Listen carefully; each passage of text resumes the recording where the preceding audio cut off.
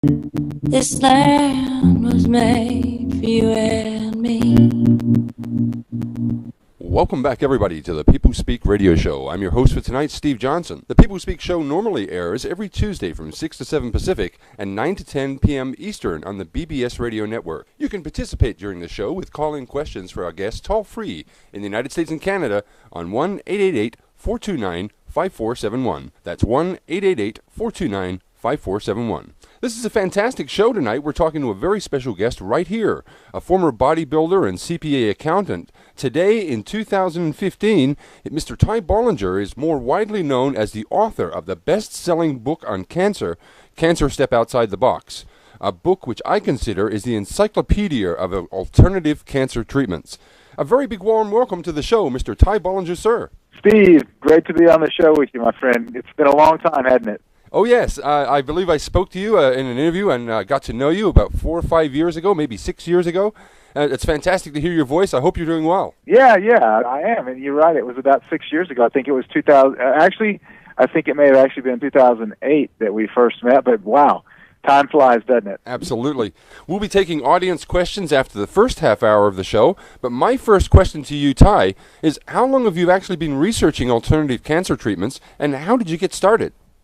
Yeah, I began to research natural treatments for cancer back in 1996 when my father was diagnosed for cancer. He died 25 days after diagnosis. We found out later that he really did not die from the cancer surgery that they botched. It was, it happens. That's the protocol they use. Surgery is traumatic to the body, and he never recovered from the surgery. But I began to research at that time, and over the course of several years after that, about 7 years, I actually lost the rest of my family, my both grandmoms, both grandfathers, uncle, cousin, and finally my mother to cancer.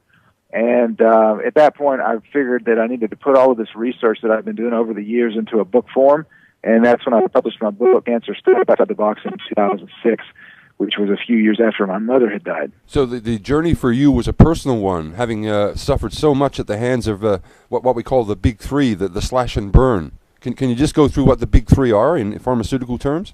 Sure, yeah. I mean, you're right, Steve. It is a personal journey to me and my family, and I guess it would be to anybody that had lost their whole entire family to surgery or to chemo or to radiation. And the reason I say that, the big three, the cut, poison, and burn, the surgery, the chemotherapy, the radiation protocol, that's what people call the big three. They're so toxic that many times, and in my family's situations, it's no different. Many times, the cancer patients actually don't die from cancer; they die from the treatment for the cancer, and that happened almost across the board with my family.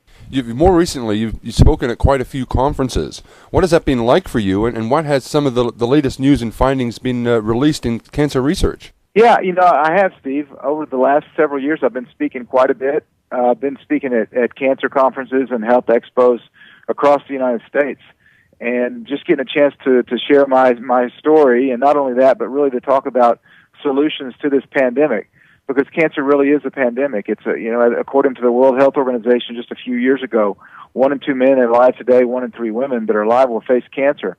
So it's not an exaggeration to say that this is a pandemic, and I'm trying to help shed some light on this dark subject and to educate people so that if they are one of those 41% of people alive that face a diagnosis, they'll have a clue about what they should do.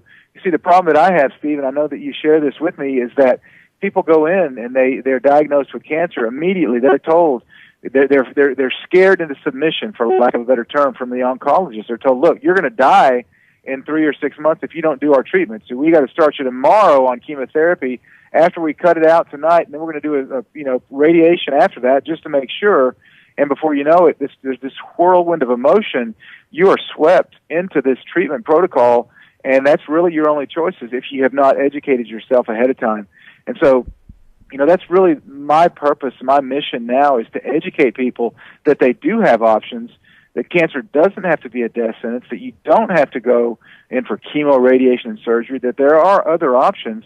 And then, let the person decide for themselves instead of being forced into it. And that's the real issue that I have today, Steve, is across these United States, we're seeing story after story of children and adults, but many children are being forced into these treatments that don't have a proven track record, that don't work very well with cancer, that actually create secondary cancers. It says it on the package inserts for these chemo drugs, but they're still forced to do these treatments. I just interviewed 2 weeks ago. I flew down to Austin, Texas, and I interviewed a young lady, 17-year-old named Cassandra. You've probably read about her story. She was known as Cassandra C., and she was in Massachusetts, diagnosed with Hodgkin's lymphoma last year. She did not want to do the treatment. Her mother did not want her to do the chemotherapy treatment. They wanted to go with natural treatments. But the CPS, the Child Protective Services it wasn't Massachusetts, it was Connecticut. The Child Protective Services agency there is actually called a DCF. They came to her house, kidnapped her with the help of the local police, took her in, strapped her to a gurney, and put a port in her and forced chemotherapy against her wishes for 5 months. Every day that she received the chemo, she said, "I do not consent. I do not consent." But they thought they knew best, and for 5 months she was medically raped and basically assaulted by the medical system. 5 months of chemo that she did not want to have in her body because she thought there were better ways, and there are better ways. And sadly, in this situation, Cassandra, I'm keeping up with her now. She just recently did a PET scan, and they're saying that they think the cancer might be back. And so here's a girl that was kidnapped, medically raped, assaulted, forced to do a treatment against her wishes, and now not only did all that happen to her, but the treatment that she was forced to do didn't work. I mean, what a horrible situation of a medical mafia that we have here in the United States when this is occurring not just this once, but over and over and over. And of course, Child Protective Services have turned kitty snatching into a huge industry today. Oh yeah, they are the child kidnappers, and it's not the purview of this interview here, but they're pedophiles as well, and that could be a whole nother subject. And they sell children too. That's just outside the realm of what we're talking about, but it's disgusting what's happening today under Child Protective Services. What has the reception been like from other people at these cancer conventions? Have they greeted you warmly with your information and your research? Oh yeah, most definitely. I've had a huge positive response. People really they're hungry for this information, Steve.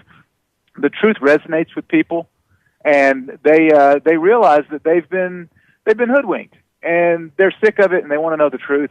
And the truth is there's a lot of different things that you can do naturally to treat cancer, and you don't have to go with the big three treatments. And that's part of the big lie that people have been told, is that they have to do the big three treatments, otherwise they're going to die. And the reality is, we go back to 1953 with the Fitzgerald report, and people that are listening to the show might say, well, that sounds like kind of conspiratorial to me, that there's natural treatments for cancer, that these treatments are being suppressed by the medical industrial complex. Well, if you go back to 1953, called the Fitzgerald Report, that was the United States Senate Investigatory Committee. They were convened to answer one question, and that question was, is there an active conspiracy in the United States to suppress natural cancer treatments? And the conclusion was yes. Damn. That was 1953. That was the United States Senate. It's not just me. It was the Senate 60 years ago that said that. A lot of people would like to know, have any of the treatments in your book, Cancer Step Outside the Box, have any of those treatments actually cured anyone of cancer? Oh, yeah. Oh, absolutely. In Cancer Step Outside the Box, I highlight the 20 most effective treatments that I've seen for cancer in my research. But, yeah, I mean, how many people have been cured from those treatments? I mean, I've lost count. I mean, I know personally dozens of people that have used each of the treatments that are outlined in my book that have contacted me since I wrote the book and have said, I was diagnosed as terminal, now I'm cancer-free. I probably could go through my emails and find 500 to 1,000 patients over the last 10 years that have contacted me, and that's just a small sampling of the total people that are out there. That's just people that have contacted me. I mean, I would venture to say that there are hundreds of thousands, if not millions of people alive today because they've used these natural cancer treatments. I don't like to use the term alternative for the treatment, Steve, and here's why. Alternative seems to me, the definition of alternative is something that is not norm, that it's something that should be used kind of as in a last-ditch resort. But the fact of the matter is that these natural treatments for cancer have been around for millennia. And Absolutely. The fact of the matter is that chemotherapy, radiation, and surgery, well, surgery's been around a little bit longer, but radiation therapy and chemotherapy to treat cancer have only been around since the 1940s. So we're talking about 70 years.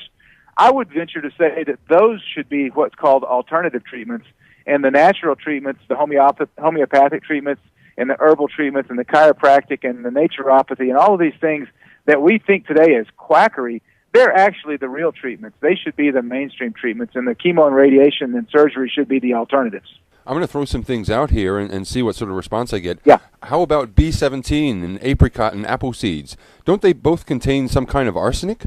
They do. Yeah, they actually contain cyanide, hydrogen cyanide. That's B17, also known as Laetrile, also known as amygdalin. That's a treatment that was popularized in the 1950s by Doctors Ernst Krebs, and his son, G. Edward Griffin, who wrote the Creature from Jekyll Island, also wrote a book called World Without Cancer, and he detailed the story of the Hunza Indians in northern Pakistan that have a diet that's heavy in apricot seeds, which are high in B17, and they never get cancer. And the reason is the way that the B17 molecule is put together. You've got 1 part cyanide, 1 part benzaldehyde, and 2 parts glucose or sugar. But they're not the poisons are not dangerous until they're unlocked. And the only thing that unlocks those in your body is an enzyme called beta-glucosidase that's present only at cancer cells, and it unlocks the hydrogen cyanide and the benzaldehyde, and it makes a very potent poison. And then the rest of your body produces an enzyme called rhodase, and the rhodase is poison in the rest of your body. So it's really amazing. That's one of the treatments I did speak about in my book. I had the privilege of interviewing in person Jason Vale, who, if people have heard of Jason Vale, he was on Extra TV show about 18, 20 years ago in the mid-'90s as a professional arm wrestler that had cured his terminal cancer by eating apple seeds and apricot seeds. And he was the first person that I actually learned about. Once Dad got sick, I found his story and began to read about these natural cancer treatments. So I had the privilege of interviewing Jason last year, and he was part of a documentary that I filmed last year, which is called "The Truth About Cancer: The Quest for the Cures." And I was privileged to interview Jason about that, the apricot seeds, the B17. But not only that, but the persecution that he received because of selling them on his website. And believe it or not, Steve, he did 5 years in jail from 2003 to 2008 because he sold seeds on his website, because he violated some injunction from the Fear and Death Administration, also known as the FDA. So that's really incredible information. You're saying that the hydrogen cyanide from these seeds that we eat in our body, it's basically inert. It can't attack the system until it comes into contact with cancer cells. Is that true? Yeah, I mean that's the way cyanide typically is. It's bound. It's a bound molecule typically with other molecules. The only time it's dangerous is if it becomes released or activated. And so it is inert, and it only becomes activated or released and becomes toxic at the cancer site, nowhere else in the body. But see, the interesting thing is, Steve, and I'm glad you're asking these questions, because if people go to do a search on the internet and they look for B17 or apricot seeds or Laetrile, they're going to find all of these hit piece articles that come up at the top of the searches because, of course, those corporations control the search engines. But they're going to find these articles that, you shouldn't eat them because you'll die of cyanide poisoning and so forth. Well, the fact of the matter is vitamin B12 also contains a molecule of cyanide. It's called cyanocobalamin. It contains cyanide, but nobody's talking about the fact that you shouldn't take vitamin B12, because every doctor injects with B12 for energy. But the reason that they don't is because B12 is not a competition with the pharmaceutical industry to treat cancer.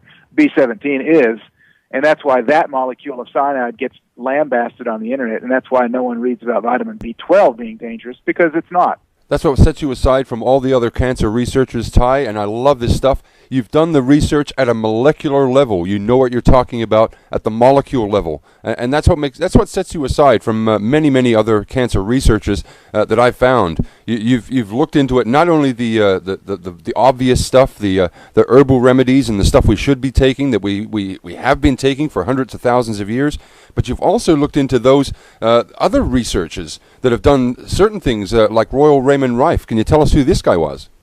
Yeah, Royal Raymond Rife is a prime example of a man that was far ahead of his time.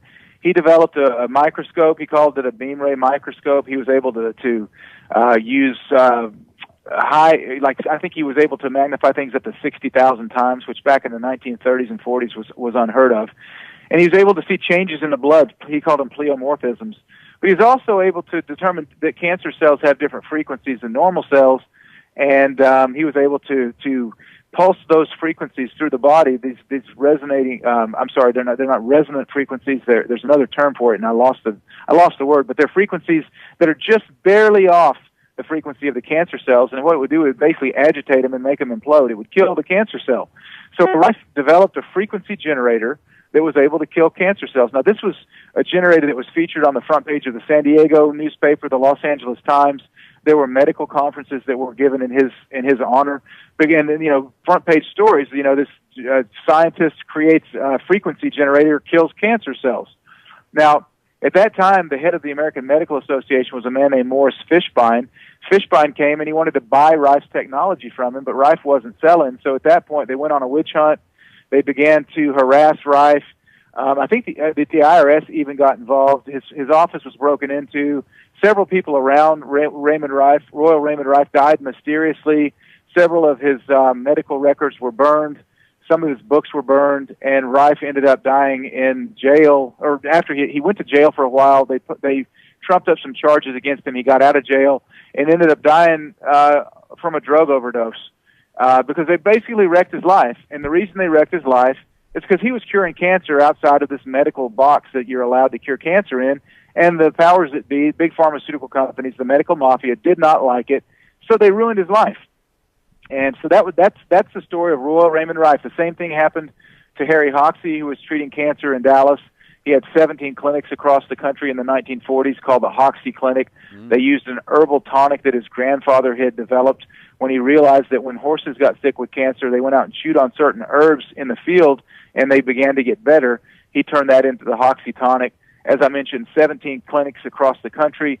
Harry Hoxsey was arrested over 100 times in Dallas for various charges that were basically trumped up and false in order to keep him from curing cancer patients. They finally had to leave the country and went down to Mexico, and so now that's called a biomedical center. It's in Tijuana, Mexico. But the same, the persecution of these doctors that are curing cancer outside of the allowed treatments is just rampant.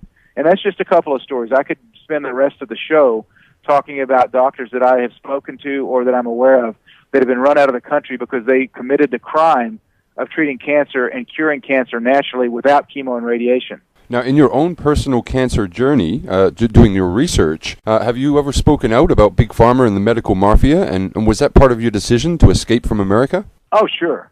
Yeah, I mean, I've been speaking out against Big Pharma and the medical mafia for the better part of 9 years now.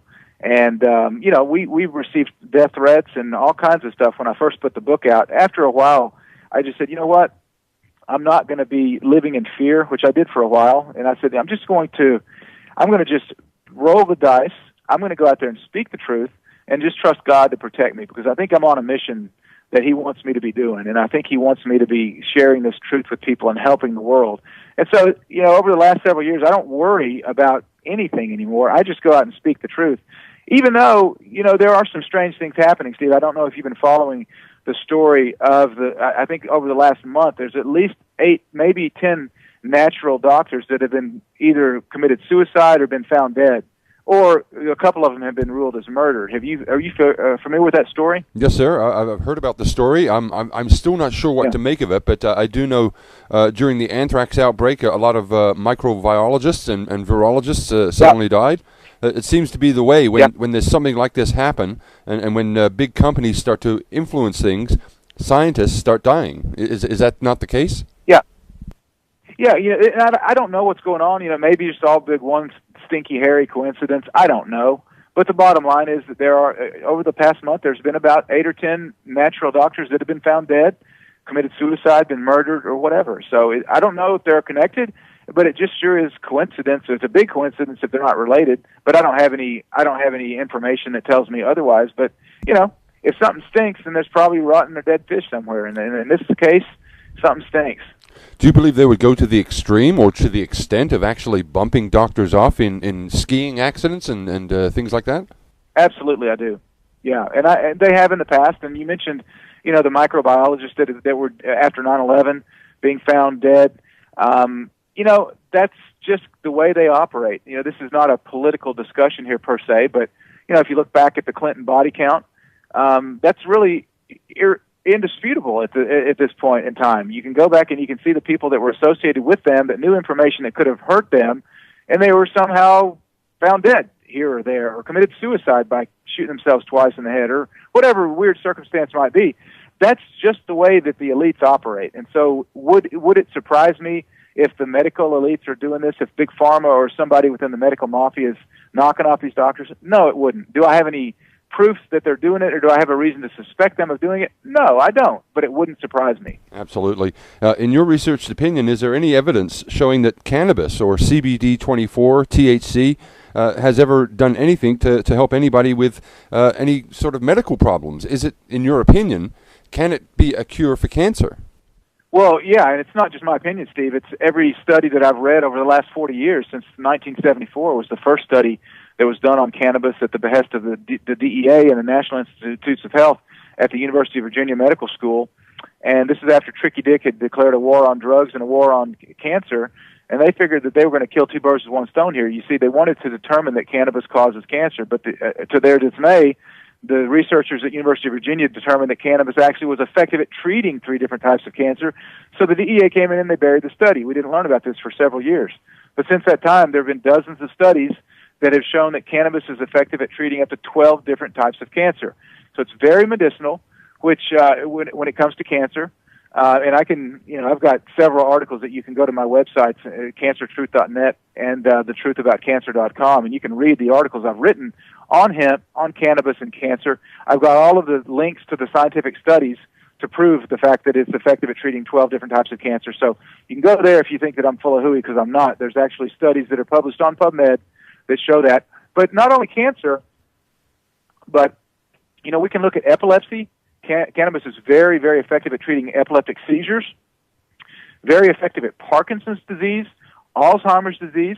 For cancer patients that are late stage that have entered into what's called a cachexia cycle, cannabis, if you smoke it or if you eat it when it's heated and it's got THC, it will create appetite in you, right? It's called the munchies, but it'll get patients out of that cachexia cycle where their body's wasting away. It helps with nausea and just the general ill health that's associated when you're going under chemotherapy type treatments. So those are just several of the medicinal effects that cancer has. But it's not only medicinal; it's also industrial. The industrial hemp is good at clothing, making material for clothing. The first Model T, or one of the first Model Ts that Henry Ford built, was built on hemp fiber, and it ran on hemp fuel. Declaration of Independence, Constitution of the United States, drafted on hemp paper. I mean, there's 25,000 plus uses for the hemp plant, and many of them are medicinal, and that's why it's so ridiculous, Steve, that hemp, cannabis, or they call it marijuana, which I refuse to call it marijuana because that was a slang term that the DEA developed in the 1930s so that people would be afraid of a plant that grows naturally that's very effective at healing. But anyway, there's just so many different uses for this, and only I think this was an article back in the 1930s, 25,000 uses for the hemp plant, but I don't like to call it marijuana because that's really a slang term. A lot of people will argue as well. Hasn't the cancer industry actually cured a lot of people as well? Do they actually save more people than they cure? Do you have any stats on how safe the big three really is? Well, no doubt that there are people that go through the big three treatments and they live and they survive past the 5-year mark, which is typically the way that we measure success. And I'm glad about that. I mean, anytime somebody gets cancer and they live, I'm happy. The percentage of people, though, is very small. When we look at a study that was done at Northern Sydney Cancer Centre down in Sydney, Australia, in the land of Oz, they looked at over 2,000 cancer patients, 20,000 cancer patients, and 22 different types of cancer. So 20,000 patients, 22 different types of cancer. And they found that when we look at a 5-year survival rate, right, and that's the way we typically measure success, that the contribution of chemotherapy to 5-year survival rate is just 2.1% in Australia, 2.3% in the United States. So do people survive? Yeah. But, when we're looking at the side effects of chemotherapy, with the nausea, with the hair loss, with the vomiting, with just the horrible bone pain, and just the lack of energy that are associated with chemotherapy, and you look at the percentage of people that live 5 years as a result of chemo, it's only 2.1%. It's a risk-benefit analysis. What do you really want to do? Do you really want to have all of those side effects? Or, as Dr. Ben Johnson mentioned last year in the Quest for the Cures, they're not side effects; they're direct effects of chemotherapy. Do you want to have those direct effects and have a 2.1% chance of living 5 years, or would you rather just maybe try something else? The Quest for the Cures, I've heard about that. That was a series of cancer lectures. Was that not true? Can you tell us a little bit more about that? Yeah, the Quest for the Cures, I was approached at the first of 2014 last year by a couple fellows, one of whom is still my partner in this venture.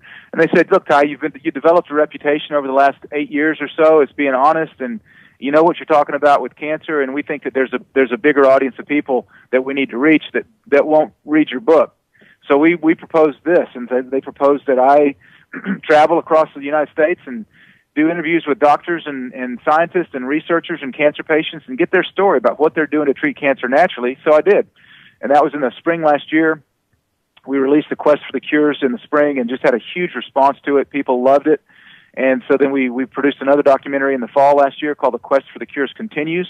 I interviewed about I think I had 28 interviews in the first one, over 50 interviews in The Quest for the Cures Continues in the fall. The response was even better than the spring, and so this year we've decided to do what we're calling The Truth About Cancer, a global quest. And in May and June and then earlier part of this month in July, I traveled globally to Canada, to Mexico, to Australia, to Latvia, to United Kingdom, Spain, interviewed people from Russia, and I'm probably missing a few countries, but all in all, we have almost 20 countries represented. And I interviewed doctors and scientists globally to see what they're doing, and we're going to release this documentary in October this year during Breast Cancer Awareness Month so that people can actually get some truth during the propaganda that is Breast Cancer Awareness Month. We're going to release it in the middle of October. People want to sign up to see that for free. We do air it for free to anybody that wants to watch it for 9 days. It's 1 hour each night from 8 to 9 Eastern each night. You can go to www.thetruthaboutcancer.com and sign up to watch it for free. This is the People Speak radio show. I'm your host, Steve Johnson, talking with very special guest, Mr. Ty Bollinger, live on Internet Radio. And we'll be right back with our guest and audience questions after this short message break. If you care about humanity, if you care about stability for the human race, then you would care enough to stop funding Israel. Subscribe now.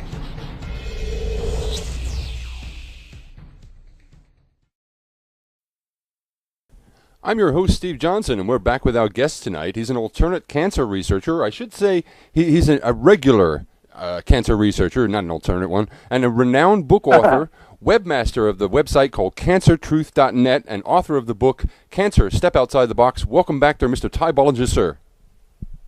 Thank you, Steve. Appreciate it. Now, in the past, you've made a huge number of videos out there showing that there are not only ways to stop cancer, but to actually cure it. Do you think more and more people, and now, after 8-9 years of being on the circuit, they're starting to get the message? Yeah, they are. They really are. They're not only starting to get the message that there are natural cures out there, there are natural treatments. And, you know, when I say cures, what I really mean is that there are natural ways to restore your body to the healthy state that it takes care of cancer naturally. Because we all produce cancer each day, 10,000 to 50,000 cells at times is what I've heard, that we all produce cancer cells every day. Now, a healthy immune system, able to take control of those cancer cells and, you know, tag them, kill them, you don't ever have any kind of issues with cancer. But when that immune system's compromised, that's when cancer can take over. But I think people are not only waking up to the fact that there are many ways to restore your body to the place that it needs to be where that it does the curing, but they're also waking up to the fact that these treatments, these traditional treatments, and see, I fell into the trap there too, Steve. They're not traditional. That these toxic treatments like chemotherapy, they really don't work. And their suspicions are even raised further when you see stories like this doctor in Detroit. Are you familiar with the story of Dr. Farid Fatah? No, sir. Okay, so this guy, he's a piece of work. He's an oncologist, and he recently pled guilty and was sentenced to 45 years for prescribing chemotherapy drugs to patients that did not have cancer. What? Because chemotherapists, oncologists, chemotherapists, they're both one and the same. these oncologists are able to mark up the price of chemotherapy drugs, and they're able to make a tremendous amount of money on them. He had billed Medicare in something like $230-something million, of which he received over $90 million in Medicare fraud for billing for chemotherapy drugs that he was prescribing to patients that weren't even sick with cancer or that had been diagnosed with a different type of cancer. And this piece of work just got 45 years. But, people, this is mainstream. This is on all of the news channels. People are seeing this, and so then now they're even more suspicious of the medical racket when they see these types of things happening. That's unreal, but I'm pretty sure that wasn't just an isolated incident. I'm sure it happens all the time. It does. It does. Now, this was... I've never heard of anybody that's billed Medicare for $93 million fraudulently in the past. So, maybe he's the highest, but I know this is happening out there. It's very, very commonplace for oncologists to be prescribing chemotherapy to patients that might or might not have cancer, but they're going to go ahead and give it. Sometimes they'll give it preventatively. You may have cancer, may not, but we're going to go ahead and give you a round of chemo just in case. Damn. Never mind the fact that the chemo is going to destroy your immune system, and it's going to be a self-fulfilling prophecy. If you don't have cancer, you take chemo, you will soon. We have a question from Klumpmeister in Alabama. Is sunscreen increasing the cancer incidence? Is sunscreen increasing the cancer incidence? That's a great question, because what do we hear from the medical mafia? Stay out of the sun, right? I mean, that's what you hear all the time. Yeah, you'll get burned. Right. And here's the thing. My wife and I, we pretty much believe the opposite of what we hear in the mainstream media. So you hear, stay out of the sun, we're going to think, okay, maybe we should get in the sun. Well, the bottom line is the sun provides ultraviolet B rays to our skin. That mixes with cholesterol, creates vitamin D3. Vitamin D3 prevents cancer. Now, if we block the ultraviolet B rays, then we don't produce the vitamin D3 anymore, and we don't have the preventative against cancer to start with. But not only that, the sunscreens are containing all kinds of toxic chemicals like OMC, which is oxyl methyl cinnamate or something like that. I can't even remember how to pronounce it, but OMC and several other chemical ingredients in almost every sunscreen that are known carcinogens. What? So were you rubbing sunscreens on our skin to prevent our skin from absorbing vitamin or the ultraviolet B to mix with the cholesterol and produce vitamin D3 that can prevent cancer.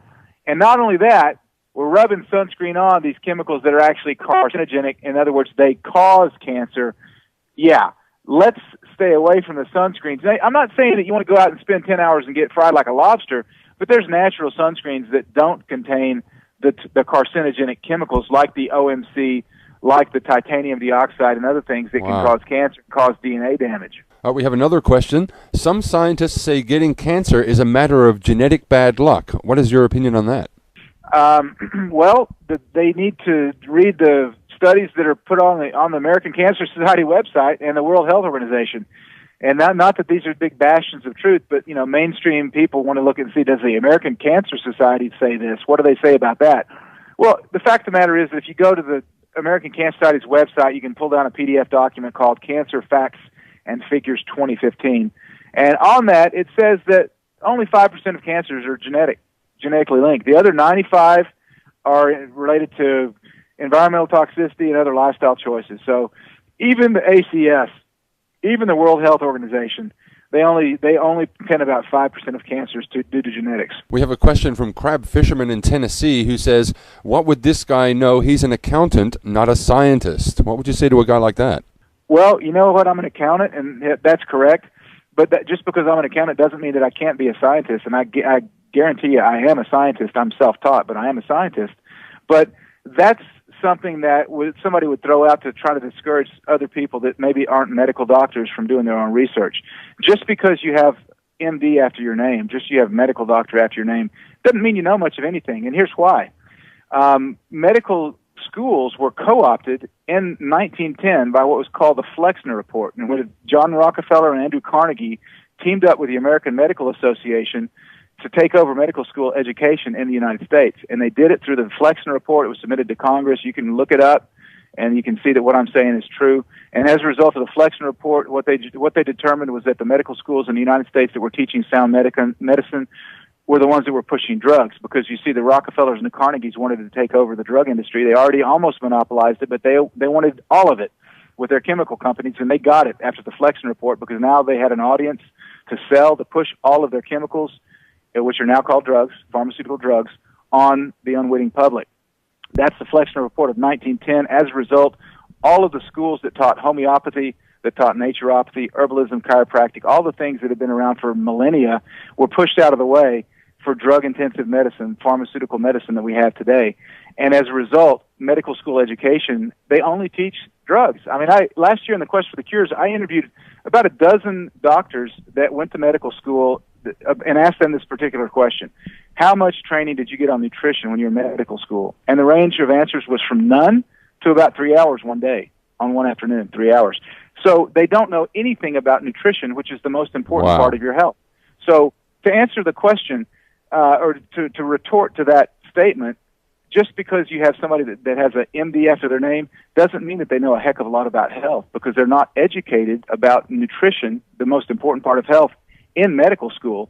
So I think it's probably a bonus that I don't have an MD after my name, or that I don't have some kind of scientific degree. If you have a brain in your head, then you can think, and you can read, you can learn, you can make logical deductions. And all of the things that I'm talking about tonight are very logical if somebody has eyes to see, and they're not completely brainwashed. Absolutely. And if you were a medical doctor, you wouldn't be able to say that you can cure cancer. Medical doctors can't say that they can cure cancer. They're not allowed to. And I don't say that I can cure cancer either. I'm not a doctor. I'm not a scientist. I'm just an accountant, right? For whoever just emailed that comment. I'm just an accountant that is able to go out and read information, put it together, and present it to the public. And if it resonates with them, that nutrition actually does have something to do with your health, that these herbal remedies that have been around for millennia actually do work, and they restore your body to its own natural state of homeostasis. Your body is what does the curing. I don't cure. Doctors don't cure. Drugs and chemotherapy certainly don't cure. Only your body cures cancer. Right. We have a question from Jane in California. What's your personal opinion about 9/11? Did 19 Muslim hijackers do that? No, they didn't. 9/11, I wrote a book called Monumental Myths of the Medical Mafia, and I have a whole chapter on 9/11 in that book. But no, there's no way that was coordinated by 19 hijackers who were led by a man on dialysis in some cave on a walkie-talkie in the Middle East. There's no way that happened. I don't know how much time you want to spend on that, Steve. I know that you're very familiar with this subject, but no, there's no way that happened the way that we're told. The official story of 9/11 stinks to high heaven. And I can go into some detail if you want me to, if we can continue on the cancer topic. We have a question from MN Island in New York. Does baking soda cure cancer? Well, what he's thinking of is a protocol that's espoused by Dr. Tullio Simoncini in Rome, Italy, and he uses baking soda or sodium bicarbonate to treat cancer. It's an antifungal, right? So it's an alkalizing agent. It does kill fungus. His theory is that cancer is not really anything more than an overgrown fungal infection, and so he treats it with baking soda in order to kill the fungal infection. He's had some success, not great results, much better than chemotherapy and radiation, though. So I would definitely opt for something like that over the standard treatment, the standard protocol. But does baking soda cure cancer? I would say what it does is it will kill fungus, it will kill fungal infections, it will alkalize the body. But I don't think it's one of the better natural treatments for cancer, no. So it would basically balance out the body's pH level. Yeah, it will balance the body's pH, and it will kill fungal infections. And Dr. Simoncini has had some success with it. But I think it's the reason that he's had success with it is not that baking soda kills cancer cells. I think it's really because of the fact that it will alkalinize the body and it will kill fungal infections, which may be compromising the immune system, and then the body's restored to its normal state of homeostasis, and it's able to see the cancer cells and take care of them then after the immune function is no longer impaired by the fungal infection. Apart from yourself, who's done a massive amount of work in researching this cancer epidemic, who are some of the other researchers that you would recommend that you're interested in listening to, or some of the ones who are at the cutting edge of research at the moment? Well, one of my favorite researchers is Dr. Nicholas Gonzalez. Unfortunately, he passed away this week. He's one of the many alternative doctors that have died in the last month. He died Tuesday of a heart attack in New York City. But Nick was a good friend of mine. I interviewed him for the Quest for the Cures, and he was one of the most scientific researchers that you've ever seen. The person that commented about science here before, that I'm not a scientist, Nick was a scientist. Nick was a scientist. He had impeccable records. He reviewed the record, over 10,000 patient files of Dr. William Donald Kelly in Dallas that was treating cancer with pancreatic enzymes and detoxification procedures like coffee enemas. Nick was on a team from Columbia University in the 80s that went down there to discredit Dr. Kelly, but when he got down there and he reviewed 10,000 records, patient records, he realized that Dr. Kelly was actually curing over 90% of his patients that were supposedly terminal. And so Nick turned around to his good and said, look, this guy's actually curing cancer, and he began to be taught by Dr. Kelly, and he's employed the Kelly protocol, wow, the enzyme protocol for cancer, for the last 30 years. Unfortunately, he died this last week. Goodness me. With all the research that you've done on GMOs, on the way that they've kept us down with this Orwellian 1984 police state, with the way that things are going as far as world governments are taking over with more power according to their security regime and agenda, do you consider that what we're living on is the living embodiment of one big slave plantation on planet Earth? Do you think that that's beyond the realms of possibility? No, I don't. I think that's actually the goal for those that we would think of as the global elites, which I think of as the global cockroaches. But those that are kind of controlling the things behind the scenes, I think that's the goal, is to kind of have a prison planet, in the way that Alex Jones puts it, with a bunch of slaves. I really do think that's the goal. GMOs are one of the many ways that they're keeping us that they're keeping us sick.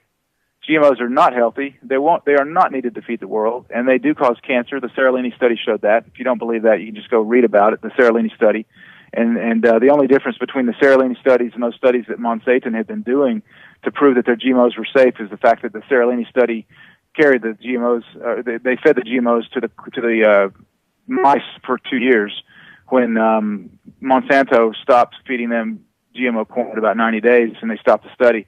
The rats didn't start getting the tumors till about 120 days. That's the only difference in the studies. So they do cause cancer. They do cause premature death. They do cause sterility. The studies have shown that. And we are one big experiment now with the GMOs. And it's not only the GMOs, it's the fluoride in the water, it's the vaccinations, it's all of the different ways that we're being systematically poisoned on a daily basis. When I consider the cost of your book, which is, I believe from Amazon, is about $29.95, very, very cheap. If anyone wants to check that out, Cancer Step Outside the Box by Ty Bollinger. Fantastic book. I recommend it highly. When I compare that price, $30, compared to the cost of chemotherapy, compared to the cost of your average radiation treatment, compared to the cost of your average surgery, which is what they're going to put you through, compared to the cost of all the other drugs and pills and treatments and medicines and tablets that they give you. Isn't $30 not much to spend to find out that there's more alternatives than going down the mainstream path of getting chopped up and boiled and pumped full of government drugs? It's a lot cheaper, Steve. And I appreciate the kudos about the book.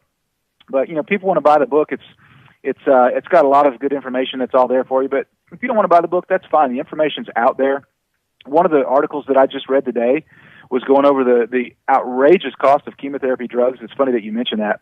The most expensive drug. I was on an interview on Coast to Coast a couple of years ago, and a man called in and he said that we were talking about chemotherapy drugs, and I said, from what I know that there's a experimental chemotherapy that costs $50,000, and he called in. He said, "Well, actually, my mother was just on an experimental chemotherapy. It cost $70,000 for just a dose or two." And he said she died in 14 days after being given this, and She wasn't even sick when she went in. She went into a GP, a general practitioner, just for her annual physical. He found cancer. She had no symptoms, nothing, no symptoms. But they started her on this experimental chemo because you got to start treatment tomorrow or you're going to die. And she died in 2 weeks. And she died from the chemotherapy. But that was $70,000. This article that I read today, there's a chemotherapy drug called ipilimumab by Bristol Myers Squibb, and it is $120,000. Wow.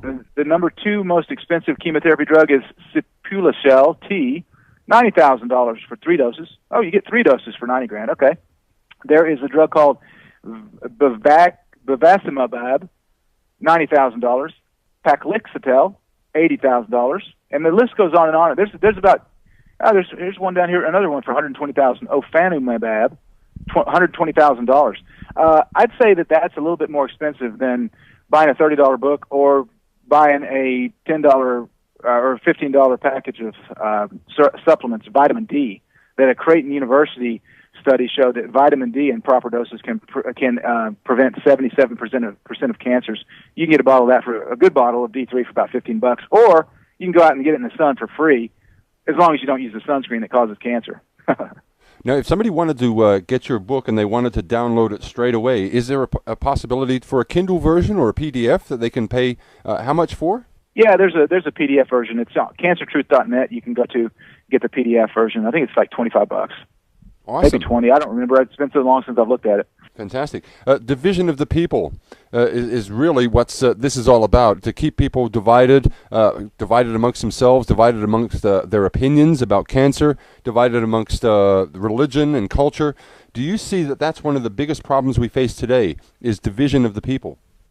Oh, yeah, I think it most certainly is. I mean, when we look politically, there is not a hill of beans difference between the Republicans and the Demopublicans right here in the United States. They're all the same, but they give us a few of these topics that we can argue about and debate so that we feel like that we're different. But the bottom line is that whether you're a Democrat or you're a Republican, and I'm speaking generally here, those that are in office are controlled by the same people.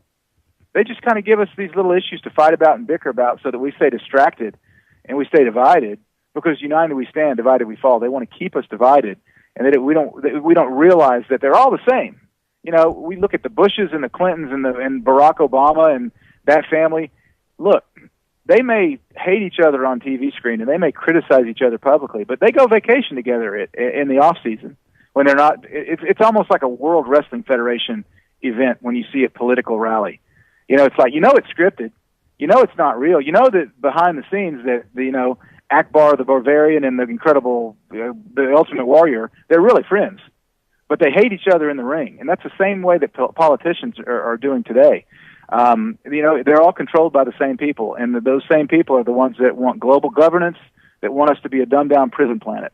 I've seen on your website that there's a lot of testimonials. Now, these are basically showing people that have read your book, that have followed your treatments or followed the ideas that you've put in your book, and have actually come out of it beating cancer, surviving, and getting on with their lives. This is some of the best stuff as far as statistics, that your book actually works. But one thing I don't see on your website, you don't sell water filters. You don't sell first aid emergency kits. What's up with that? How come you're not into the water filter game like Alex Jones yet? I'm not into. I don't really sell anything on the website other than the book. And to be honest, if people don't have $20 to download the PDF, or if they want a printed copy, I'll mail it to them for free. And since I published the book, I have actually mailed over 10,000 books to people that don't have the money. So wow. I'm definitely not in this for the money. If I were, I'm not doing a very good job.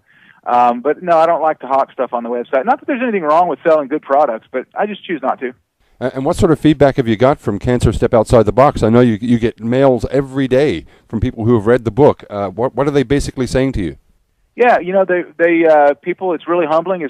Many of the places that I've spoken over the last couple of years, I'll get people that will come up and say, your book saved my life. I read it, and I didn't want to. Something about chemo just didn't resonate with me, and I tried hemp oil, or I tried hyperthermia, or ozone therapy, or whatever it might be, Life One therapy, Hoxy, whatever's in the book. And I'm alive now, and there's no more cancer in my body. And thank you for saving my life, which is really humbling because I didn't save their life. I didn't develop these treatments. I just researched them and put them in a book. There's medical geniuses and scientists that have developed these treatments. Many of these treatments are put together by brilliant people, even Nobel Prize winners that develop these treatments. I'm just the mouthpiece that communicates to people that they have options, and here's some of your options. But, they're not really my treatments per se. I'm not all that smart. Can you tell us what the most memorable experience over the years in the work you've done thus far? I think probably the most memorable experience has been last year when we filmed The Quest for the Cures, and we released that documentary. And then this year I went to speak in San Diego at the Integrative Health Conference, and this was after last year that we had released 2 documentaries, and literally had hundreds of people that came up and said, "Hey, we watched your documentary last year. It was the best thing I've ever seen on cancer. I sent it to all my friends. It saved my life, or it saved my mom's life, or whatever." That was really the most. I remember coming back from that conference and was just overwhelmed at the sheer number of people that have watched the documentary and had their life changed because of it. That's really what it's all about to me. It's just to impart knowledge to people, to impact their lives, to educate them about cancer, about the real options for cancer, and to expose the liars, because those people that are pushing chemo on you as your best option, they are liars. Final period. question, That is Mr. not the best Bollinger. option. Final question. Do you support the stop funding of Israel? Absolutely, I do. 100%, Steve. Fabulous. You've been listening to the People Speak radio show with special guest Mr. Ty Bollinger. I'd like to thank him and remind all the listeners to visit his website at www.cancertruth.net or listen to him on the archives on his YouTube channel. Thanks so much for being on the show today, Mr. Bollinger. Steve, thanks for having me, brother. Keep up the good work. God bless you. It's good to hear you. Join us coming up soon on the People Speak radio show when we talk with Webster Tarpley in September. Stay tuned for some big interviews coming up soon. Big thanks go out to the producers, Mike and Donald, to all my friends throughout the world, and to all the guys who've given BBS such great support. Thank you from the bottom of my heart. You can tune into my own channel on YouTube called Stop Funding Israel, but for me for now, take care and bye until next time. 6 months if you don't do our treatment. So we got to start you tomorrow on chemotherapy after we cut it out tonight, and then we're going to do a radiation after that just to make sure. And before you know it, there's this whirlwind of emotion. You are swept into this treatment protocol, and that's really your only choices if you have not educated yourself ahead of time. And so, that's really my purpose, my mission now, is to educate people that they do have options, that cancer doesn't have to be a death sentence, that you don't have to go in for chemo, radiation, and surgery, that there are other options. And then, let the person decide for themselves instead of being, forced into it. And that's the real issue that I have today, Steve, is across these United States, we're seeing story after story of children and adults, but many children are being forced into these treatments that don't have a proven track record, that don't work very well with cancer, that actually create secondary cancers. It says it on the package inserts for these chemo drugs, but they're still forced to do these conferences. What has that been like for you, and what has some of the latest news and findings been released in cancer research? Yeah, I have, Steve. Over the last several years, I've been speaking quite a bit. I've been speaking at cancer conferences and health expos across the United States, and just getting a chance to share my story, and not only that, but really to talk about solutions to this pandemic, because cancer really is a pandemic. It's according to the World Health Organization just a few years ago, 1 in 2 men alive today, 1 in 3 women that are alive will face cancer. So it's not an exaggeration to say that this is a pandemic, and I'm trying to help shed some light on this dark subject and to educate people so that if they are one of those 41% of people alive that face a diagnosis, they'll have a clue about what they should do. You see, the problem that I have, Steve, and I know that you share this with me, is that people go in and they're diagnosed with cancer immediately. They're told they're scared into submission, for lack of a better term, from the oncologist. They're told, look, you're going to die in 3 or 6. And at that point, I figured that I needed to put all of this research that I've been doing over the years into a book form, and that's when I published my book, Cancer Step Outside the Box, in 2006, which was a few years after my mother had died. So the journey for you was a personal one, having suffered so much at the hands of what we call the big three, the slash and burn. Can you just go through what the big three are in pharmaceutical terms? Sure, yeah. I mean, you're right, Steve. It is a personal journey to me and my family, and I guess it would be to anybody that had lost their whole entire family to surgery or to chemo or to radiation. And the reason I say that, the big three, the cut, poison, and burn, the surgery, the chemotherapy, the radiation protocol, that's what people call the big three. They're so toxic that many times, and in my family's situations, it's no different. Many times, the cancer patients actually don't die from cancer; they die from the treatment for the cancer, and that happened almost across the board with my family. More recently, you've spoken at quite a few. This land was made for you and me. Welcome back, everybody, to the People Speak radio show. I'm your host for tonight, Steve Johnson. The People Speak show normally airs every Tuesday from 6 to 7 Pacific and 9 to 10 p.m. Eastern on the BBS radio network. You can participate during the show with call-in questions for our guests toll-free in the United States and Canada on 1-888-429-5471. That's 1-888-429-5471. This is a fantastic show tonight. We're talking to a very special guest right here, a former bodybuilder and CPA accountant. Today, in 2015, Mr. Ty Bollinger is more widely known as the author of the best-selling book on cancer, Cancer Step Outside the Box, a book which I consider is the encyclopedia of alternative cancer treatments. A very big warm welcome to the show, Mr. Ty Bollinger, sir. Steve, great to be on the show with you, my friend. It's been a long time, hasn't it? Oh, yes. I believe I spoke to you in an interview and got to know you about 4 or 5 years ago, maybe 6 years ago.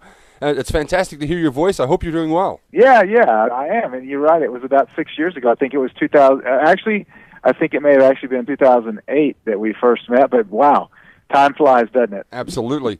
We'll be taking audience questions after the first half hour of the show. But my first question to you, Ty, is how long have you actually been researching alternative cancer treatments, and how did you get started? Yeah, I began to research natural treatments for cancer back in 1996 when my father was diagnosed for cancer. He died 25 days after diagnosis. We found out later that he really did not die from the cancer surgery that they botched. It was, it happens. That's the protocol they use. Surgery is traumatic to the body, and he never recovered from the surgery. But I began to research at that time, and over the course of several years after that, about 7 years, I actually lost the rest of my family, my both grandmoms, both grandfathers, uncle, cousin, and finally my mother to cancer.